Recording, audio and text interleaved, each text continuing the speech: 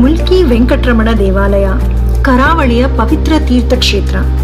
ಇದು ಮುಖ್ಯವಾಗಿ ಗೌಡ ಸಾರಸ್ವತ ಬ್ರಾಹ್ಮಣ GSB ಸಮುದಾಯದ ಪ್ರಾಥಮಿಕ ದೇವಾಲಯಗಳಲ್ಲಿ ಒಂದು.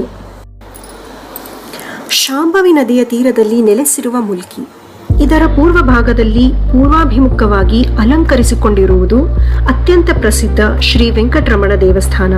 ಇದನ್ನು ಒಳಲಂಕೆ ಅಂದರೆ ಇನ್ನರ್ ಲಂಕಾ ಎಂದು ಕರೆಯುತ್ತಾರೆ. ಇಲ್ಲಿ ಪ್ರಧಾನ ದೈವ ಉಗ್ರ ನರಸಿಂಹಸ್ವಾಮಿ. ಭಕ್ತರು ಪ್ರೀತಿಯಿಂದ ಒಳಲಂಕೆ ಉಗ್ರ ನರಸಿಂಹ ಅಥವಾ ಒಳಲಂಕಾಧೀಶ ಎಂದು ಕರೆಯುತ್ತಾರೆ. ಇದರ ಹಿಂದೆ ಒಂದು ಅದ್ಭುತ ಸ್ಥಳ ಪುರಾಣ ಇದೆ.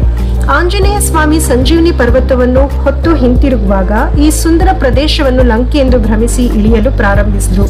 ಆದರೆ ತಕ್ಷಣವೇ ಇದು ಲಂಕೆ ಅಲ್ಲ ಎಂದು ಅರಿತು ಮತ್ತೆ ಏರಿಕೊಂಡು ತಮ್ಮ ಪ್ರಯಾಣ ಮುಂದುವರೆಸಿದ್ರು.